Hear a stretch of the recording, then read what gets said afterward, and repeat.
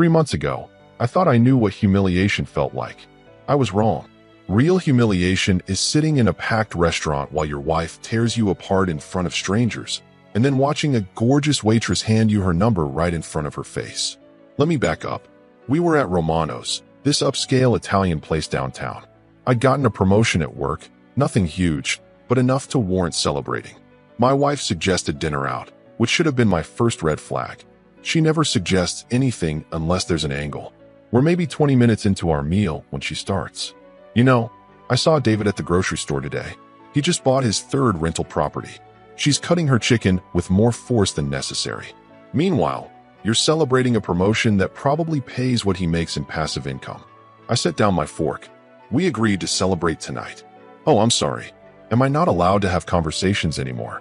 Her voice rises just enough that the couple at the next table glances over. She notices and gets louder. Is talking about success now forbidden in this house? The restaurant is one of those places where sound carries. Open ceiling, hardwood floors, the works. Every word is bouncing around like a pinball. The family 3 tables over is trying not to stare. The elderly couple by the window has completely stopped eating. You want to know what success looks like? She's pointing her knife at me now.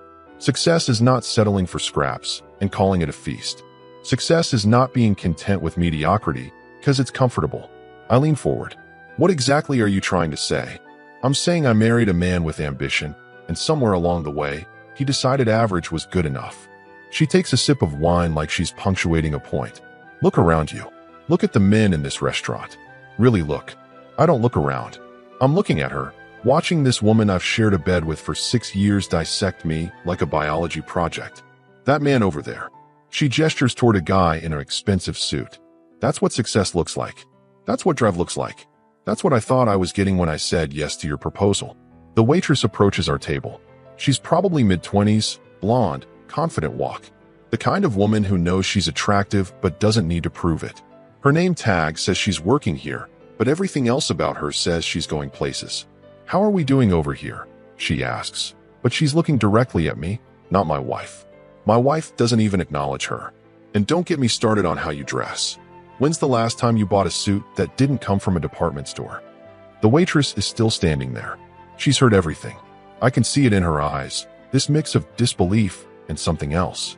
Anger, maybe. Actually, my wife continues. When's the last time you did anything that required real effort, real sacrifice, real dash? Excuse me. The waitress cuts her off, voice steady as a rock. She's looking at my wife now, and there's steel in her expression. Ma'am, you're disturbing other guests. My wife whips around. Excuse me? We're having a private conversation. Private? The waitress almost laughs. Lady, the kitchen staff can hear you complaining about your husband. Half the restaurant is uncomfortable. That's when something shifts. My wife realizes she's been performing for an audience, and the audience just called her out. Her face goes red, but not from embarrassment. From rage. How dare you interrupt our dinner? Do you have any idea who you're talking to? The waitress doesn't flinch. Someone who doesn't know how good she has it. Dead silence. Even the kitchen seems to stop clattering. Then the waitress does something that changes everything. She reaches into her apron, pulls out a pen, and writes something on her order pad. She tears off the page and places it directly in front of me. A man who treats his wife to dinner at a nice restaurant, celebrates his achievements, and sits quietly while being torn down in public. She looks straight at me. That's not a man who lacks ambition. That's a man with class. She turns back to my wife. Maybe you should figure out the difference. My wife is speechless. Literally speechless. Her mouth is opening and closing like a fish. The waitress looks at me one more time. Your meal's on the house tonight. Both of you. She pauses. But honestly, you deserve better than this. She walks away, leaving us sitting there with every eye in the restaurant on our table. The note in front of me has her number and a message. Call me when you remember what you're worth. My wife finally finds her voice.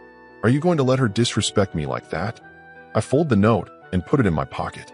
Then I look at my wife, really look at her, maybe for the first time in months. She didn't disrespect you, I say quietly. She just stopped pretending not to notice what you were doing to me. I stand up, walk to the front counter, and pay for our meal anyway. When I come back to the table, my wife is still sitting there, but something in her eyes has changed. She's realized that something in me has changed too. The drive home is silent. But for the first time in years, it's not the kind of silence that comes from defeat. It's the kind that comes from a man who's finally heard enough. The explosion comes the moment we walk through our front door. What the hell was that? She slams her purse on the kitchen counter hard enough to make the fruit bowl jump. Did you see how that little waitress looked at me? Like I was some kind of monster. I hang up my jacket, taking my time. Maybe because you were acting like one. Acting like what? Her voice hits a pitch that could shatter windows. I was having a conversation with my husband about our future, about his lack of dash. You were humiliating me in front of strangers. I turn to face her. There's a difference. She laughs, but there's no humor in it. Oh, so now I'm the bad guy? Not the waitress who stuck her nose where it doesn't belong? Not the woman who handed her number to a married man? The waitress defended someone who was being attacked. I pulled a note from my pocket and set it on the counter between us. Maybe you should ask yourself why a complete stranger felt the need to do that. She stares at the piece of paper like it's radioactive. You kept it. I kept it. You're not seriously thinking about calling her. I don't answer immediately, and that silence says everything. She can see it in my face, the shift that happened tonight. The moment when her usual tactics stopped working. This is insane. She starts pacing around the kitchen island. One waitress makes a scene, and suddenly you think you're some kind of victim? You think I'm the problem. When did I become someone you felt comfortable tearing apart in public? I ask, when did that become acceptable to you? I wasn't tearing you apart. I was motivating you. I was trying to push you to be better. By comparing me to other men.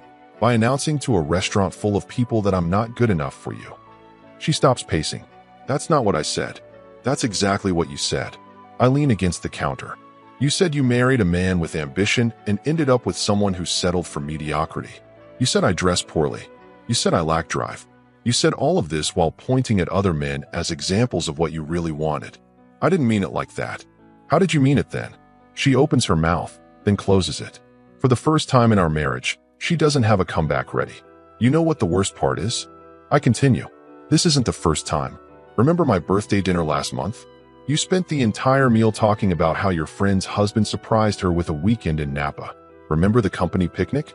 You introduced me to your coworkers by apologizing for my shirt. Those were just Just what? Just little ways to let me know I'm not measuring up? Just small reminders that you're doing me a favor by staying married to me. She crosses her arms. Now you're being dramatic. Am I? Because tonight, a woman who'd never met me before recognized that I deserved better treatment than what I was getting from my own wife. That hits home. I can see it in her face. The moment she realizes someone else saw what she was doing and called it what it was. So what now? Her voice drops to almost a whisper. You're going to call her? You're going to throw away 6 years of marriage because some waitress flirted with you. She didn't flirt with me. She showed me respect. There's a difference. Respect. She practically spits the word. She disrespected our marriage. She disrespected me. No, she didn't. She treated me like a human being worth defending. That's something you haven't done in months. My wife sits down hard in one of the kitchen chairs. For a moment, she looks smaller, vulnerable. But I've seen this before. This is the part where she tries to flip the script, make herself the victim. I can't believe you're making me out to be some kind of villain. Her eyes start to water. I love you. Everything I do because I want us to have a better life. Tearing me down in public is not love. It's control. I wasn't trying to control you. Then what were you trying to do? Silence. She can't answer because we both know the truth.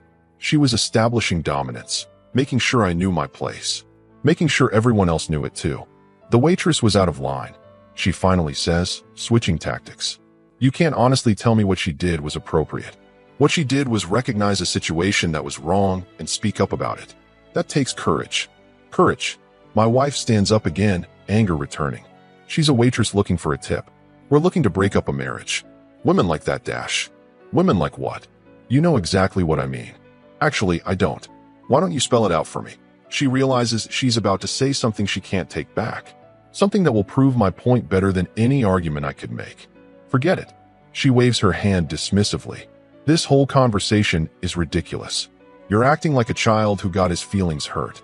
And you're acting like someone who can't admit when they're wrong. Wrong about what? About how you treat me. About what you think gives you the right to humiliate me whenever you feel like it. She stares at me for a long moment. So what happens now? I pick up the note from the counter and put it back in my pocket.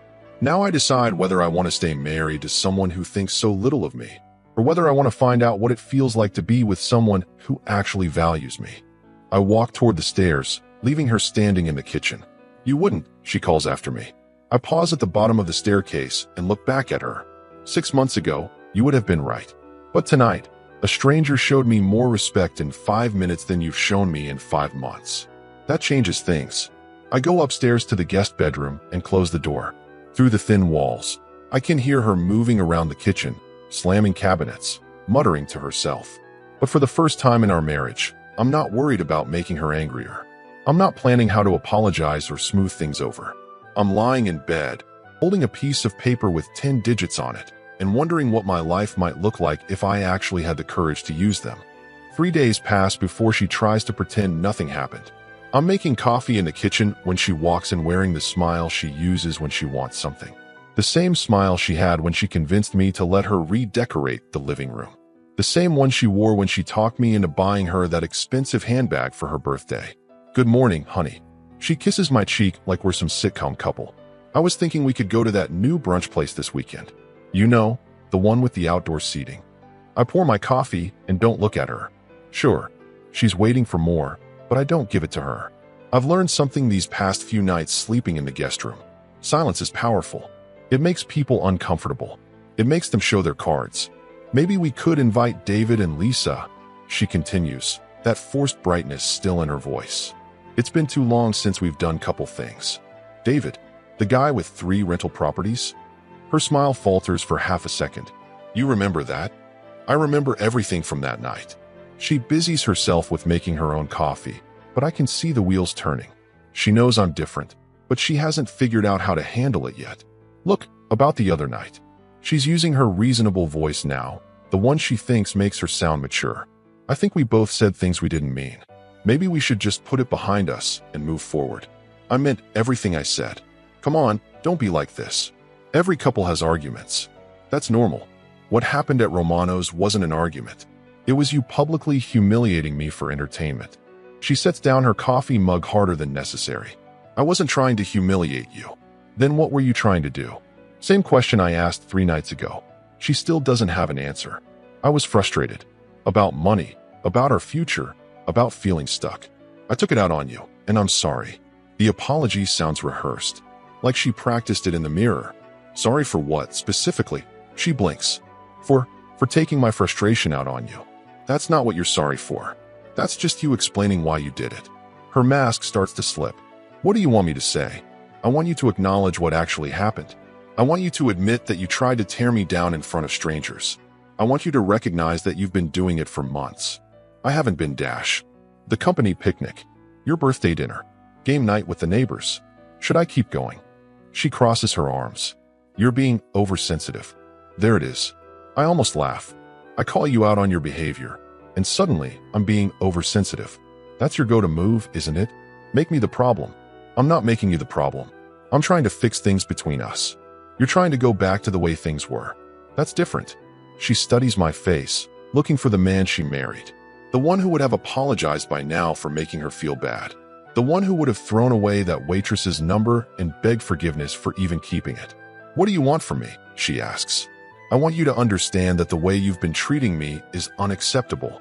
I want you to acknowledge that you don't get to tear me down just because you're having a bad day. I want you to recognize that I deserve better." "Of course you deserve better. I never said you didn't. You didn't have to say it. You showed it. Every time you compared me to other men. Every time you criticized me in public. Every time you made me feel small." She's quiet for a long moment. Then, "So what happens now?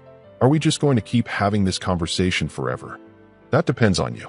On me. On whether you can admit what you've been doing and change it. Or whether you think I'm just going to go back to accepting it." She laughs, but there's no humor in it. "This is about that waitress, isn't it? She gets in your head for 5 minutes, and suddenly you think you're some kind of prize.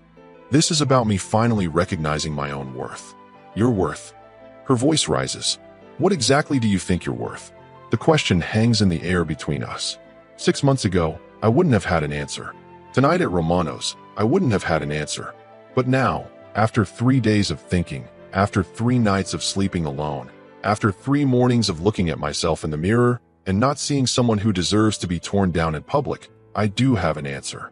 I'm worth being treated with respect by my own wife. I'm worth having a partner who builds me up instead of tearing me down. I'm worth being with someone who doesn't use me as a punching bag when life gets frustrating. That's not what I do. That's exactly what you do. She slams her coffee mug on the counter. Fine. You want to know what I think? I think you're having some kind of midlife crisis. I think you're looking for excuses to throw away our marriage because some young waitress made you feel special for 30 seconds. I'm looking for reasons to save our marriage, but you keep giving me reasons to leave it. The word surprised both of us. I hadn't planned to say that, but once it's out there, I realize it's true. Leave? Her voice gets small. You want to leave me? I want to be married to someone who actually likes me. If that's not you, then yes. I want to leave. She stares at me like I've grown a second head. This isn't how these conversations usually go. Usually, by now, I would have apologized and we would have moved on. She would have gotten her way without having to change anything. You're serious. Dead serious. Because of one bad night at a restaurant. Because of 6 years of bad nights. The restaurant was just the first time someone else noticed. She turns and walks toward the living room, then stops. And if I don't change? If I can't be this perfect wife you suddenly need me to be, then you'll be single. And I'll find out what it's like to be with someone who actually values me. She spins around. Like that waitress? Like anyone who treats me better than you do. Which, honestly, includes most of the people I meet. That hits home. I can see it in her face, the moment she realizes how low the bar has become. The moment she understands that almost anyone would be an improvement over how she's been treating me. This isn't you, she says quietly. This isn't the man I married. You're right. The man you married would have sat there and taken it. The man you married would have apologized to you for embarrassing you by accepting another woman's kindness. The man you married would be begging for your forgiveness right now. I finish my coffee and rinse the mug in the sink. That man is gone, and you killed him. I go back to Romano's on a Thursday night, exactly 1 week after everything changed. Not because I'm looking for the waitress. Not because I'm trying to prove anything to my wife. I go back because I refuse to let her behavior change where I'm comfortable eating. I refuse to let that night ruin a place I actually enjoyed. The hostess seats me at a different table, but I can see the spot where my marriage started falling apart. Where a stranger showed me what respect looked like. Where I finally heard my own voice again. I'm halfway through my meal when she appears. I didn't expect to see you back here. The waitress slides into the seat across from me without being invited. Her shift is over. She's wearing jeans and a sweater instead of her uniform. Especially not alone. I like the food here. I'm not going to stop coming because of one bad night. She studies my face. How bad was it when you got home? Bad enough. She blamed me for everything, didn't she? Among other things. The waitress signals to another server and orders a glass of wine. I probably shouldn't have gotten involved. I know that. But watching someone get torn down like that. She shakes her head. I couldn't just stand there. Why? Why what? Why couldn't you stand there? You don't know me. For all you knew, I deserved it. She's quiet for a moment, considering. Have you ever seen a dog get kicked? What? A dog? Getting kicked by its owner. The dog doesn't fight back. It just takes it and keeps coming back for more, hoping things will be different next time. I set down my fork. Are you calling me a dog? I'm saying I recognize the look. That expression of someone who's been beaten down so many times they've forgotten they have other options. And you thought you'd enlighten me? I thought I'd remind you that not everyone sees you the way she does. The server brings her wine. She takes a sip and looks at me over the rim of her glass. Did you call the number? No. Why not? Because I'm married. To someone who treats you like garbage. Marriage means something to me, even if it doesn't seem to mean much to her anymore. She nods slowly. Respect. I can understand that. But can I ask you something? Sure. What are you trying to save? The marriage you have now, or the marriage you wish you had? Question catches me off guard. I've been so focused on whether I should leave or stay, I haven't really considered what I'm actually fighting for. I keep thinking about the woman I married. I say finally. She wasn't always like this. She used to build me up. She used to be proud of me. What changed? I don't know. Maybe I did. Maybe I got comfortable. Maybe I stopped trying as hard. Or maybe she did. I look at her. What do you mean? Maybe she got comfortable too. Maybe she stopped trying to earn your respect and started expecting it. Maybe she forgot that marriage is supposed to be a partnership, not a hierarchy. You sound like you speak from experience. My parents. 30 years of marriage that looked exactly like what I saw the other night. My mom spent 3 decades tearing my dad down, piece by piece, until there was nothing left of the man she married. What happened? He died at 58. Heart attack. But honestly, I think he died years before that. I think she just finally killed what was left. The weight of her words settles between us. I think about my own father, who spent 40 years married to a woman who made him apologize for existing, who died quietly and small, grateful for any scrap of affection thrown his way. I don't want to be that man. I say, then don't be. It's not that simple, isn't it? Look, I don't know your wife. Maybe she's going through something. Maybe she's depressed or scared or dealing with stuff I can't see. But that doesn't give her the right to destroy you. She leans forward. Can I tell you what I saw that night? I saw a man who was celebrating an achievement, trying to share a nice moment with his wife, getting torn apart for sport. I saw someone who had been conditioned to accept abuse as normal. It's not abuse. What would you call it? I don't have an answer for that. My name is Sarah, by the way. She extends her hand. I realize we never actually introduced ourselves properly. I shake her hand. Nice to meet you, Sarah. So what happens now? I don't know. I gave her an ultimatum. Change how she treats me, or I leave. How's that going? She's pretending nothing happened, acting like everything can go back to normal if she just ignores it long enough. And you? I'm done pretending. I'm done accepting scraps and calling it love. I'm done being grateful for basic human decency. Sarah smiles. Good for you. Even if it means my marriage ends. Especially if it means your marriage ends. A marriage that requires you to accept disrespect isn't a marriage worth saving. We sit in comfortable silence for a moment. The restaurant is winding down. Most of the dinner crowd has left. The lighting is softer now, more intimate. Can I ask you something? I say. Shoot. Why did you really give me your number? She considers this. Because I could see you were a good man who had forgotten what he was worth. And because I thought maybe, if someone reminded you that better exists, you might have the courage to demand it. From my wife. From whoever you choose to spend your life with. Another silence. She's not pushing, not trying to insert herself into my situation. She's just present, available, honest. I should go, I say finally. But thank you.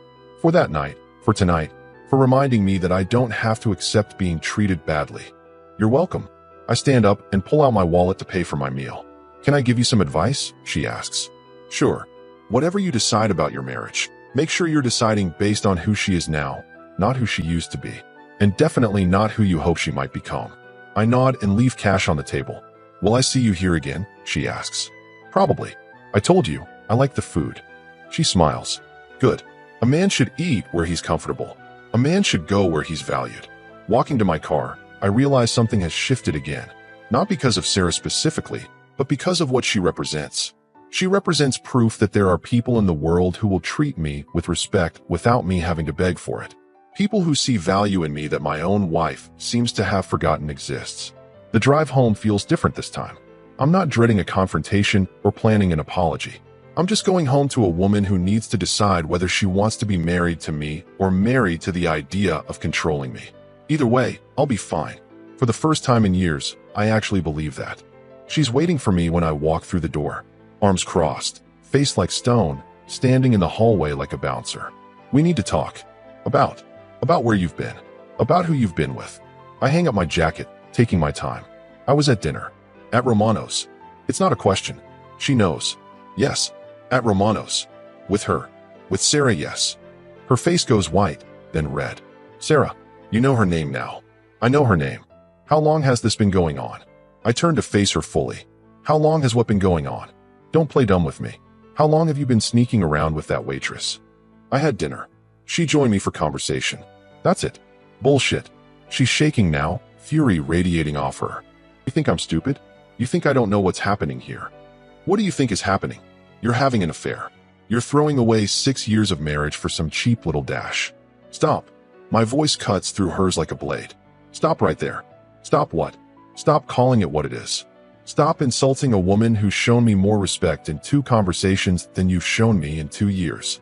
That stops her cold. The accusation she was building dies in her throat. More respect? She's trying to break up our marriage. Our marriage was already broken. She just helped me see it. Because of one bad night dash. Because of 100 bad nights. Because of 1,000 small moments where you made me feel worthless. Because you turned into someone I don't recognize. She laughs bitterly. I turned into someone. Look at yourself. Look what you've become. What have I become? A stranger. A man who sneaks around with other women. A man who threatens to leave his wife because she had one bad evening. I've become a man who knows what he's worth. And what I'm worth is more than being your emotional punching bag.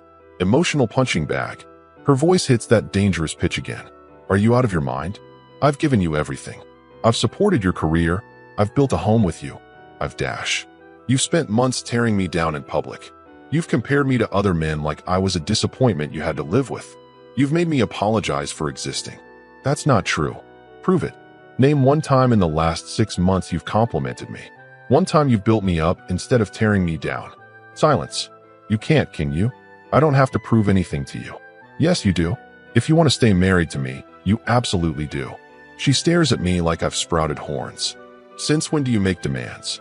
Since I realized I deserve better. Better. She practically spits. Better than the woman who stood by you for 6 years? Better than the woman who married you when you were nobody? There it is. I almost smile. There's what you really think of me. I was nobody when you married me. I'm nobody now. I should be grateful you settled for me. That's not what I meant. That's exactly what you meant. And you know what? You're right. I was nobody when you married me. But I'm not nobody anymore. And I sure as hell don't need to stay married to someone who thinks I am. So what? You're going to divorce me for that waitress? I'm going to divorce you for me. Sarah has nothing to do with it. Sarah. She says the name like it tastes bad. How convenient that she appeared right when you needed her. How convenient that she reminded me what respect feels like. How convenient that she showed me I don't have to accept being treated like garbage. My wife's composure finally cracks completely. Fine. You want to know what I think? I think you're pathetic. I think you're a weak man having a breakdown because someone finally told you the truth about yourself. And what truth is that? That you're ordinary. That you're average. That you're exactly the kind of man who would throw away a marriage for the first woman who paid attention to him. I nod slowly. There it is. That's who you really think I am. Yes, that's who you are. Then why did you marry me? She doesn't have an answer for that. And why would you want to stay married to someone you think so little of? Still no answer. I'll tell you why. Because you need someone to feel superior to. You need someone to tear down so you can feel built up. You need a victim. Get out. This is my house too. Get out. I'll pack a bag. But I'm not the one who should be leaving. You're the one who destroyed this marriage. I head upstairs, her voice following me. You'll regret this. You think that girl actually cares about you? You think she'll stick around when the novelty wears off? I stop at the top of the stairs and look back at her. Maybe she will, maybe she won't. But at least she won't spend her time convincing me I'm worthless. You are worthless. Then you should be happy to see me go. 2 weeks later, she tries the tears. I'm at my brother's place, staying in his spare room while I figure out my next move.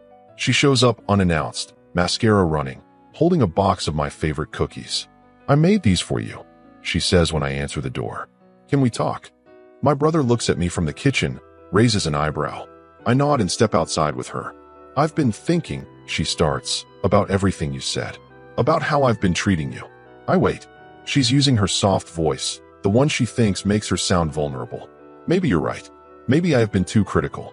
Maybe I haven't been appreciating you enough. Maybe I have been. I admit it. I've been awful to you, and I'm sorry. She reaches for my hand. I don't pull away, but I don't respond either. I miss you, she continues. I miss us. I miss what we had. What did we have? We had love. We had a partnership. We had a future planned together. We had you controlling me and me accepting it. The tears come harder now. That's not fair. Yes, I made mistakes, but that doesn't erase everything good between us. What good? Name something good from the last year.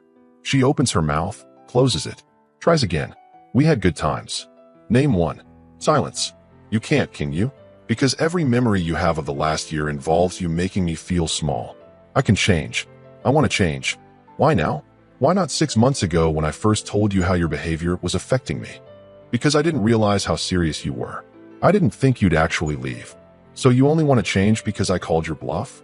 No, because I love you. You love controlling me. There's a difference.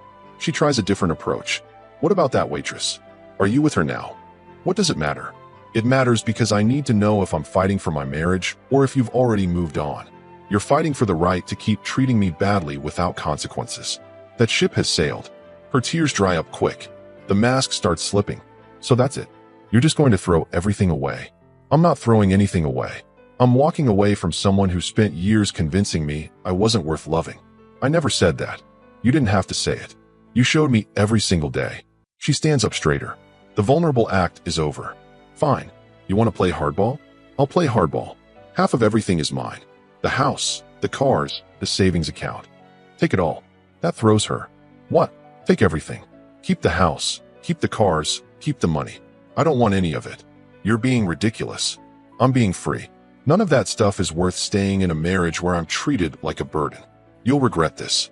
When you're living in some studio apartment, eating ramen noodles, you'll remember what you had. What I had was a wife who made me feel worthless.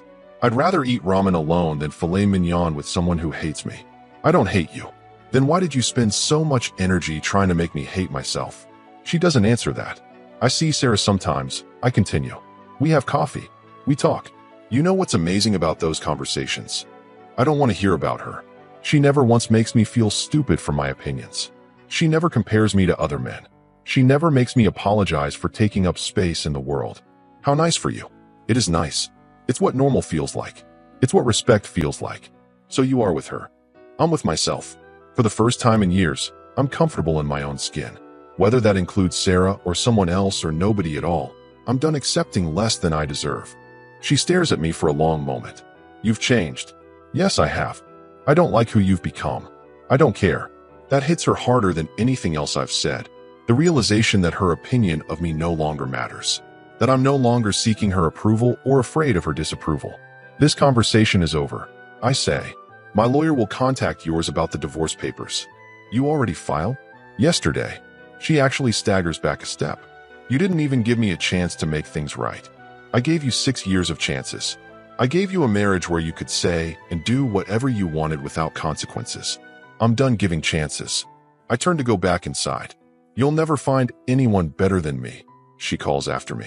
I pause at the door and look back at her one last time. I already have. I found myself. 3 months later, I'm at Romano's again. Different table, same good food. Sarah joins me after her shift, like she has most Thursday nights since I moved out. How was court today? She asks. Final. It's over. How do you feel? Free. She smiles and raises her wine glass. To new beginnings. To knowing what you're worth. We toast, and for the first time in years, I'm exactly where I want to be with someone who actually wants me there. Someone who sees value in me instead of flaws to fix. I'm not the same man who sat in this restaurant 3 months ago, getting torn apart by his wife. That man is gone, and good riddance.